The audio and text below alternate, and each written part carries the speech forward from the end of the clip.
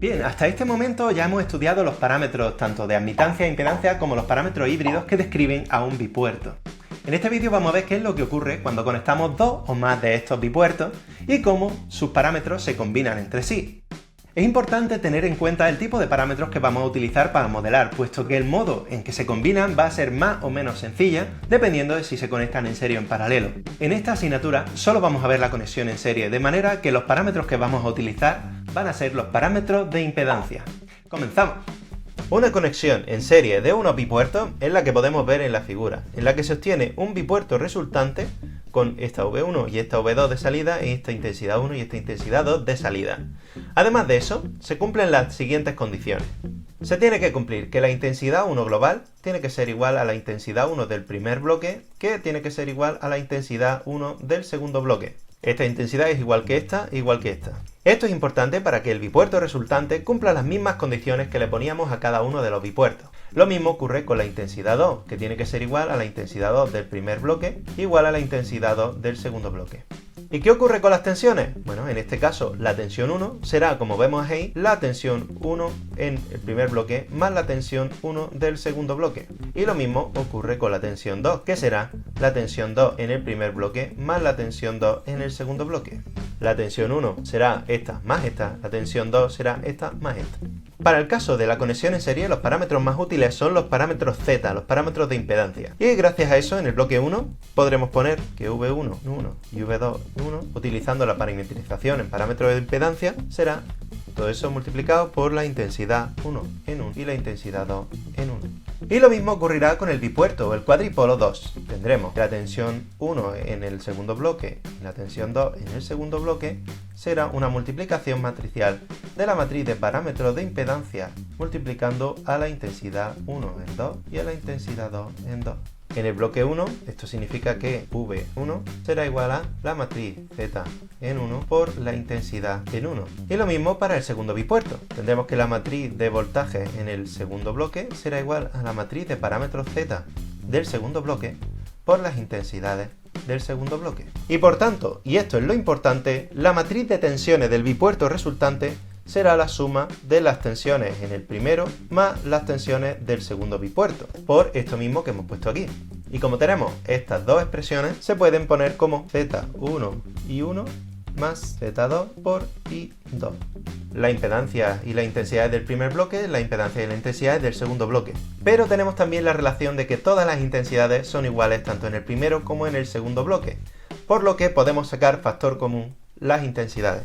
Con lo que por la propiedad distributiva nos quedará que la matriz de tensiones será la matriz de intensidades, que serán las intensidades globales resultantes, por la matriz de impedancia del primer bloque más la matriz de impedancia del segundo bloque. Si todo esto tiene que ser igual a que la tensión total sea la intensidad total por la matriz de parámetros Z del bipuerto resultante, tendremos que la matriz Z resultante será, que serán Z11, 1, Z12, 1, Z21, 1 y Z22, 1 más Z11 en 2, Z12 en 2, Z21 en 2 y Z22 en 2.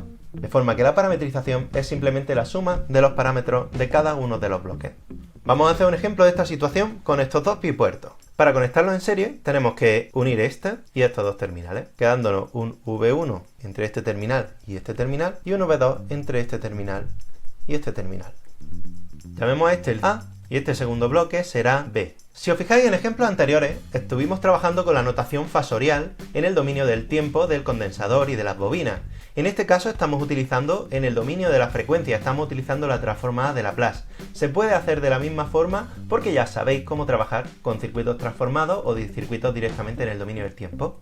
Así que vamos a calcular la matriz de parámetros del primer bloque ZA. Z11A será V1 partido I1 cuando I2 es 0. Vamos a poner los valores V2A, V1A y 1A y 2A. Cuando I2 es 0, toda la corriente I1 va a pasar por CA y por R2A, de manera que V1A será I1A por la conexión en serie del condensador y la resistencia 1 partido SCA más R2A, por lo que Z11A será 1 partido SCA más R2A. Z12A será V1A partido I2A cuando la intensidad 1 en A es 0. Y aquí deducimos que V1A será intensidad 2A. Como por aquí no hay corriente, V1 es la misma aquí que aquí, con lo cual V1 será I2 por R2A, por lo que Z12A será R2A. Vamos a por el siguiente parámetro, Z21A será V2A partido I1A, cuando I2A sea 0. Esto nos dice que V2A será, si I2 es 0, por aquí no circula corriente, V2 es la misma aquí y aquí, con lo cual esta resistencia será I1 por R2A, I1A por R2A, por lo que Z21 es simétrica con la anterior, será R2A. Por último, Z22A será V2A partido I2A cuando I1A sea 0. V2A, cuando intensidad 1 es 0, será esta intensidad por estas dos resistencias, o sea, la suma de las dos resistencias, I2A por R1A más R2A, por lo que Z22A será R1A más R2A. ¿Y cuál será la ZB? En este caso yo creo que la podemos sacar casi directamente, ¿no? Vamos a ver, esto será V1B, V2B, I2B y 1B. Z11B será V1 partido intensidad 1. Como por aquí no circula, será un monopuerto, así que la impedancia será RB.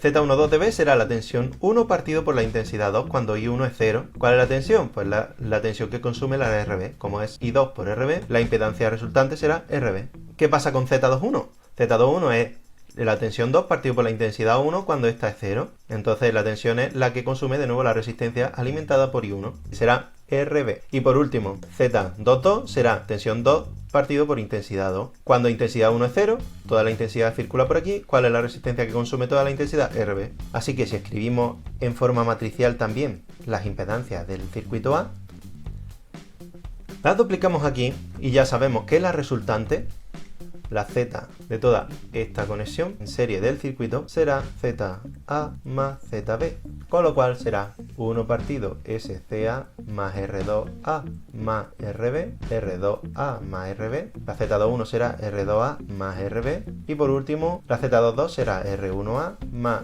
R2A más RB. Y ya hemos parametrizado el circuito equivalente. También se pueden hacer conexiones en paralelo, pero esto no va a entrar en el temario, de manera que nos vamos a quedar solo con la conexión de los bipuertos en serie.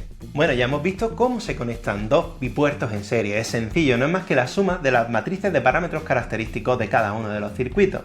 Siendo en serie, la forma más sencilla de hacerlo es mediante la impedancia. En el próximo vídeo vamos a observar cómo se analiza un circuito que contiene bipuertos. Hasta entonces.